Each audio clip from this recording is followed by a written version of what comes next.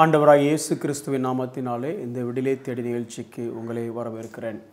சுவிசேஷத்தை குறித்து நாம் தியானித்துக் கொண்டிருந்தோம். இப்பொழுது இந்த சுவிசேஷத்தின் விளைவாக ஏற்படுகிற ரட்சிப்பை குறித்து நாம் தியானித்துக் கொண்டிருக்கிறோம். இந்த ரட்சிப்பு என்பது அதுக்கு என்ன அர்த்தம், இன்னும் சொல்லப்போனால் எப்படி கிருபையினாலே, விசுவாசத்தினாலே, தேவனாலே, இரத்தத்தினாலே நாம் ரட்சிக்கப்பட்டோம். இந்த ரட்சிப்பு என்பது ஒரு தொடர் ப்ராசஸ் அப்படின்னு பல காரியங்களை குறித்து தியானித்து கொண்டிருந்தோம். அதுலேயும் இந்த ரட்சிப்புன்னு வரும்பொழுது என்ன நடக்கிறது, அதாவது நம்ம ரட்சிக்கப்பட்டோம்னு சொல்கிறோம், ஆனால் அந்த நேரத்தில் எவ்வளவு காரியங்கள் ஆவிக்குரிய விதத்தில் பார்க்கும்போது எவ்வளோ காரியங்கள் நமக்குள்ளே நடந்திருக்கு அப்படின்னு சொல்லி நம்ம தியானித்து கொண்டிருக்கோம். கிட்டத்தட்ட ஒரு 15 காரியங்களுக்கு மேலே நம்ம தொடர்ந்து தியானிக்க போகிறோம்.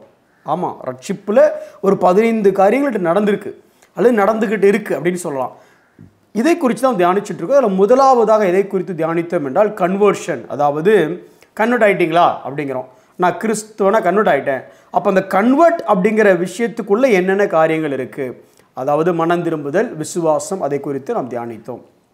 இன்னைக்கு ரட்சிப்பினுடைய அடுத்த காரியம் சப்ஸ்டிடியூஷன் அப்படின்னு சொல்லுவாங்க. அதாவது ஒன்றுக்கு பதிலாக ஒன்று, அதுதான் சப்ஸ்டிடியூஷன் சொல்கிறோம். நம்ம ரட்சிப்பில் இதெல்லாம் நடந்த காரியங்கள், இதை நம்ம அப்படியே தியானிச்சாதான் நமக்கு நம்ம ரட்சிப்புக்குள்ளே எவ்வளோ பெரிய காரியங்கள் நடந்திருக்குங்கிறது புரியும். ஒரு சில வசனத்தை நான் வாசிக்கிற மாதிரில முதல்ல 1 பேதுரு 3வது அதிகாரம் 18வது வசனத்தை நான் வாசிக்கிறேன். கிறிஸ்துவும் நம்மை தேவனிடத்தில் சேர்க்கும்படி அநீதி உள்ளவர்களுக்கு பதிலாக, இந்த நம்மைங்கிறது யாரு? நாம யாரு? அநீதி உள்ளவர்கள். நமக்கு பதிலாக நீதி உள்ளவராக பாவங்களின் நிமித்தம் ஒரு தரம் பாடுபட்டார். இந்த ஒரு வசனத்தை விளக்கணும் அப்படின்னா ரொம்ப டைம் ஆயிரும். கொஞ்சம் யோசிச்சு பாருங்களேன். நம்மை தேவனிடத்தில் சேர்க்கும்படி, உங்களை என்னை தேவனிடத்தில் சேர்க்கிறதுக்கு, அப்போ நம்ம யாரு? அநீதி உள்ளவர்கள். அநீதி உள்ளவர்கள் தான் பாடுபடணும். புரியுது உங்களுக்கு? அநீதி உள்ளவர்கள் தான் பாடுபடணும். ஆனால் இந்த அநீதி உள்ளவர்களுக்காக யார் பாடுபட்டானா, நீதி உள்ளவர் பாடுபட்டார். எது நிமித்தம்? பாவங்களின் நிமித்தம். யார் செய்த பாவங்களின் நிமித்தம்? நாம செய்த பாவங்களின் நிமித்தம். அப்போ சிம்பிளாக அநீதி உள்ளவர்களாகிய நாம் நமது பாவத்தின் நிமித்தமாக நாம் பாடுபட வேண்டும். இது நியதி. ஆனால் இதுக்கு பதிலாக, நாம் பாடுபடுவதற்கு பதிலாக நீதி உள்ளவரான இயேசு கிறிஸ்து பாடுபட்டார். இந்த பதிலாகன்னு இருக்குல்ல, இதைத்தான் சப்ஸ்டிடியூஷன் அப்படின்னு சொல்லுவோம். நம்மளோட ரட்சிப்பில் இதுவும் நடந்தது. இந்த சப்ஸ்டிடியூஷனை 2 வகையாக பார்க்கலாம். மேபி நான் இப்படி சொல்கிறேன், பழைய ஏற்பாட்டிலேருந்து உங்களுக்கு காமிக்கிறேன் பாருங்களேன். அதுக்கு ஒரு பெஸ்ட் எக்ஸாம்பிள் என்னென்னா, ஆதியாகமம் 22வது அதிகாரம். நம்ம எல்லாருக்குமே தெரிஞ்ச கதை. உடனே இந்த அதிகாரத்தை பார்த்த உடனே சொல்லுவோம், யெகோவா ஈரே எல்லாம் பார்த்து கொள்வீரே. ஆமாம், கரெக்டு. ஆனால் அங்கே இன்னொரு பெரிய காரியம் இருக்குது. யெகோவா ஈரே எல்லாம் பார்த்து கொள்வீரேங்கிற விஷயத்துக்கு பின்னால் இன்னொரு காரியத்தை தேவன் நமக்கு சொல்ல வருகிறார். என்ன நடக்குது? இது ஒரு மலையில் நடக்குது. இங்கே யாரெல்லாம் போகிற? அப்பா பையன் 2 பேரும் போகிறாங்க. அப்பா பையனை கொல்ல போகிறாரு. யார் அப்பா? ஆபிரகாம் அப்பா. பையன் யார்? ஈசாக்கு. பலிபீடத்தில் வச்சு கொல்ல போகிறாங்க. அப்போ என்ன நடக்குது? அதே அதிகாரத்தில் 10வது வசனத்தை நான் வாசிக்கிறேன். 10, 11, 12, 13 அந்த தொடர்ச்சியாக வாசிக்கிறேன் பாருங்களேன். பின்பு ஆபிரகாம் தன் குமாரனை வெட்டும்படிக்கு தன் கையை நீட்டி கத்தியை எடுத்தான். அப்பொழுது கர்த்தருடைய தூதனானவர் வானத்திலிருந்து ஆபிரகாமே ஆபிரகாமே என்று கூப்பிட்டார். அவன் இதோ அடியேன் என்றான். அப்பொழுது அவர், பிள்ளையாண்டன் மேல் உன் கையை போடாதே, அவனுக்கு ஒன்றும் செய்யாதே, நீ அவனை உன் புத்திரன் என்றும் உன் ஏக சுதன் என்றும் பாராமல் எனக்காக ஒப்பு கொடுத்தபடியினால் நீ தேவனுக்கு பயப்படுகிறவன் என்று இப்பொழுது அறிந்திருக்கிறேன் என்றார். நல்லா கவனிச்சிங்கன்னா, இந்த அதிகாரம் ஆரம்பிக்கும் போது எப்படி ஆரம்பிக்கும்னா, இந்த காரியங்கள் முடிந்த பின்பு அப்படின்னு ஆரம்பிக்கும். அப்போ எந்த காரியங்கள் நீங்கள் முன்னாலவே படிக்கணும். முன்னால் படித்தா என்ன இருக்கும் அப்படின்னா, இஸ்மவேலை அனுப்பியாச்சு. இது வரைக்கும் இஸ்மவேல் இருந்தார், ஈசாக்கு இருந்தான். இப்போ இஸ்மவேல் அனுப்பியாச்சு, அந்த அம்மாவை அனுப்பியாச்சு. இப்போ பேசிக்காக நம்ம ஆளுக்கு உலகம்னு சொல்லிக்கிறதுக்கு ஒன்றே ஒன்று தான் இருக்குது. என்னென்னா ஈசாக்கு மட்டும்தான் இருக்கிறார். ஈசாக்கு தான் என் உலகம். அப்போ ஒரே குமாரன் அப்படின்னு வந்துருச்சு. இப்போ இதே மாதிரி தான் பிதாவுக்கு ஒரே குமாரன் யாருன்னா இயேசு கிறிஸ்து. இப்போ இங்கே என்ன சொல்ல வர்றாரு அப்படின்னா, இந்த குமாரனை எனக்காக ஒப்பு கொடு அப்படின்னு சொல்கிறாரு. ஏன்னா அவருடைய குமாரனை ஒரு நாள் ஒப்பு கொடுக்க போகிறாரு. இப்போ இங்கே என்ன நடந்துச்சு அப்படின்னா, இந்த குமாரனை மேலே வச்சுட்டு கையை ஓங்குறாரு. ஓங்கின உடனேயே ஆபிரகாமே பிள்ளையாண்டன் மேல் கையை போடாதுன்னு ஒரு சத்தம் கேட்குது. ஆனால் இதுக்கு பக்கத்தில் இருக்கிற மலை தான் கல்வாரி மலை. அந்த கல்வாரி மலையில் வச்சு கையை போட போகும்போது யாரும் ஸ்டாப் பண்ணவே இல்லை. அப்போ இது எதை சொல்லுகிறதுன்னு யோசிக்கணும்.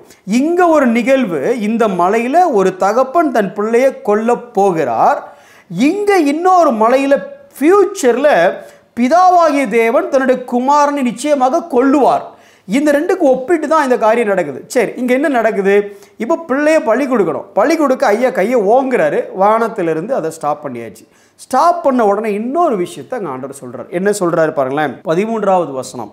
ஆபிரகாம் தன் கண்களை ஏறெடுத்து பார்க்கும் பொழுது இதோ பின்னாக புதிரிலே தன் கொம்புகள் சிக்கி கொண்டிருந்த ஒரு ஆட்டுக்கடாவை கண்டான். அப்பொழுது ஆபிரகாம் போய் கடாவை பிடித்து அதை தன் குமாரனுக்கு பதிலாக தகன பலியிட்டான். அப்போ தான் பையனை வெட்ட வேண்டிய இடத்துல அதுக்கு பதிலாக யாரை வெட்டினான்னா அங்கே ஆட்டை வெட்டினான். இந்த பதிலாக அப்படிங்கிறத வேதத்தில் நிறைய இடத்துல பார்க்க முடியும். ஒரு குயிக்காக எக்ஸாம்பிள் சொல்ல போனால் அப்படியே பஸ்கா யாத்திராகம 12வது அதிகாரம் போனீங்க அப்படின்னா அங்கே 12வது அதிகாரத்தில் 3வது வசனம் அப்படின்னா வீட்டுக்கு ஒரு ஆட்டுக்குட்டி, அந்த வீட்டில் இருக்கிறவனை வெட்டுறதுக்கு பதிலாக ஒரு ஆட்டுக்குட்டி. 6வது வசனத்தை பார்த்தீங்கன்னா ஒவ்வொரு கூட்டத்தாரும் சாயங்காலம் அதை அடித்து அப்படின்னா ஒவ்வொரு கூட்டத்துக்கும் அந்த ஆட்டுக்குட்டி. அப்போது அவங்களுக்கு பதிலாக ஆட்டுக்குட்டி. சரி, இப்போ கொஞ்சம் அப்படி கற்பனையை யோசிச்சு பாருங்களேன். நீங்கள் தான் யூத ஜனமாக இருக்கிறீங்க. இப்போ நீங்கள் பாவம் பண்ணிட்டீங்க, பலி கொடுக்கணும். என்ன பலி கொடுப்பீங்க? உங்ககிட்ட இருக்க ஆட்டை பலி கொடுப்பீங்க. நீங்கள் மெய்ப்பன், அந்த ஆட்டை நீங்கள் தான் மெய்க்கிறீங்க. இப்போ அந்த ஆட்டை நீங்கள் பலி கொடுக்குறீங்க. அப்போது உங்களுடைய விடுதலைக்காக, மெய்ப்பனுடைய விடுதலைக்காக ஆடை பலி கொடுத்தது அப்போ இருந்த சப்ஸ்டிடியூஷன். திருப்பி சொல்கிறேன், மெய்ப்பனுக்கு பதிலாக ஆடை பலி கொடுத்தது பழைய ஏற்பாட்டில் இருந்த சப்ஸ்டிடியூஷன். புதிய ஏற்பாட்டில் நானே நல்ல மெய்ப்பன், நல்ல மெய்ப்பன் தன் ஆடுகளுக்காக ஜீவனையே கொடுக்கிறான்னு யோவான் 10:11 சொல்கிறாரு. இங்கே நீங்களும் நானும் ஆடு, இந்த ஆடுகளுக்கு பதிலாக மெய்ப்பனையே பலி கொடுப்பது புதிய உடன்படிக்கையினுடைய அல்லது புதிய ஏற்பாடுடைய சப்ஸ்டிடியூஷன். நல்லா உங்களுக்கு புரியணும். பழைய ஏற்பாடில் மெய்ப்பனை காப்பாற்ற ஆடு வெட்டப்பட்டுச்சு. அல்லது இப்படி சிம்பிளாக சொல்ல போனால் மெய்ப்பனை கொல்றதுக்கு பதிலாக ஆடு கொல்லப்பட்டுச்சு பதிலாக. புதிய ஏற்பாடில் ஆடாகி நீங்களும் நானும் கொல்லப்படுவதற்கு பதிலாக மெய்ப்பன் கொல்லப்பட்டார்.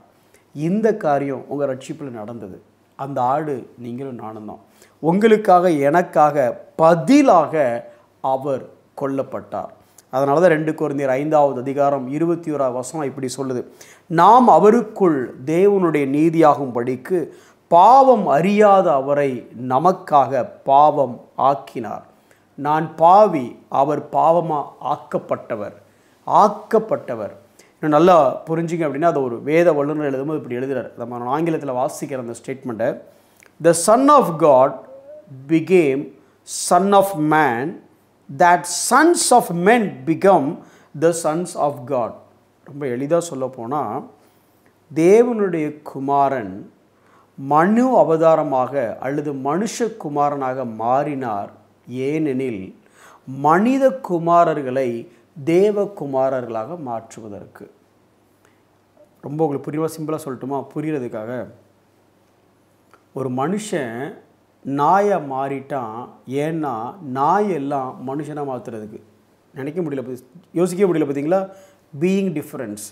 அதே மாதிரி தான் நீங்களும் நானும் பாவிகளாக இருந்தோம். பாவிகளாக இருந்த உங்களை என்னையும் பிள்ளைகளாக மாற்றுவதற்கு பிள்ளையாக இருந்த அவர் பாவமாக மாறினார். இந்த சப்ஸ்டிடியூஷன் உங்கள் ரட்சிப்பிலையும் என் ரட்சிப்பிலையும் நடந்திருக்கு. இதை குறித்து நம்ம எவ்வளோ உணர்வுள்ளவர்களாக இருக்கிறோம். ஏசாயா தீர்க்கதரிசியின் புஸ்தகம் 53வது அதிகாரம் 4 முதல் இருக்க வசனங்களை வாசித்து பார்த்தீங்க அப்படின்னா, மெய்யாகவே அவர் நம்முடைய பாடுகளை அப்படின்னு அர்த்தம், நான் வாங்க வேண்டிய அடியை, நான் நொறுக்கப்பட வேண்டிய இடத்துல எனக்கு பதிலாக அவர் நொறுக்கப்பட்டார். அடுத்த முறை யாராவது உங்களை பார்த்து ரட்சிக்கப்பட்டீங்களா பிரதர் அப்படின்னு சொல்லும்போது, ரட்சிக்கப்பட்டனே அப்படி நீங்கள் சொல்கிறதுக்கு முன்னே இதை யோசிங்க. நான் அடிக்கப்பட வேண்டிய அடி, நான் நொறுக்கப்பட வேண்டிய இடத்துல எனக்கு பதிலாக அவர் நொறுக்கப்பட்டார். அந்த உணர்வு ஒவ்வொரு முறையும் இருந்துச்சுன்னா ரட்சிக்கப்பட்டுட்டு பாவம் பண்ணுறது தப்பாக சரியாக பிரதர்னு யோசிக்க தோணாது. ஒரு முறை ரட்சிக்கப்பட்டவன் எவ்வளோ பாவம் பண்ணாலும் ரட்சிப்பை இழக்க மாட்டானா பிரதர் அப்படிங்கிற கேள்வி வராது. இப்படி கேள்விலாம் ஏன் வருது அப்படின்னா, அஃப்கோர்ஸ் ரட்சிப்பு, ப்ரிசர்வேஷன் எல்லாமே எனக்கு புரியுது. ஆனாலும் ரட்சிக்கப்பட்டவன் எப்படி பாவம் செய்வான், ரட்சிக்கப்பட்டு பாவம் பண்ண தப்பா ரைட்டா, இப்படிப்பட்ட கேள்வியெல்லாம் ஏன் வருதுன்னா என்ன விதமான சப்ஸ்டிடியூஷன் நடந்திருக்குங்கிற உணர்வு இல்லாததுனால தான். இப்பேற்பட்ட விலையேற பெற்ற ரட்சிப்பை குறித்து கவலை கொள்ளாமல் நம்ம இருக்கக்கூடாது. கவனமாக இருப்போம். கண்களை மூடி நாம் ஜெபிப்போம்.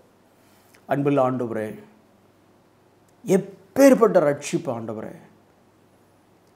ஈசாக்கு சாக வேண்டிய இடத்துல ஈசாக்குக்கு பதிலாக ஆடு செத்தது, அல்லது அந்த ஆடு செத்ததுனால ஈசாக்கு உயிரோடு இருந்தான். பழைய ஏற்பாட்டில் ஓனர்ஸ் அல்லது முதலாளிகள் அல்லது ஷெப்பர்ட்ஸ், மேய்ப்பர்கள், அவங்க சாக வேண்டிய இடத்துல அவங்களுக்கு பதிலாக அவங்களுடைய ஆடு செத்தது. ஆனால் புதிய ஏற்பாடில் இந்த ஆடுகளாகிய நாங்கள், வழிதப்பி போன, பாதை மாறி போன இந்த ஆடுகளாகிய நாங்கள் சாக வேண்டிய இடத்துல எங்களுடைய மேய்ப்பன் எங்களுக்காக மரித்தார். பிதாவோ அவரை நொறுக்க சித்தமானார் எங்களை ரட்சிக்கும்படியாக. எப்பேற்பட்ட கிரயம் ஆண்டவரே, எப்பேற்பட்ட சப்ஸ்டிடியூஷன் நடந்திருக்கு. இதை உணர்ந்து உமக்கு பிரியமானவர்களாக, உண்மையுள்ளவர்களாக, நன்றியுள்ளவர்களாக வாழ எங்களுக்கு நீர் உதவி செய்யும். இயேசுவின் நாமத்தில் பிதாவே, ஆமென்.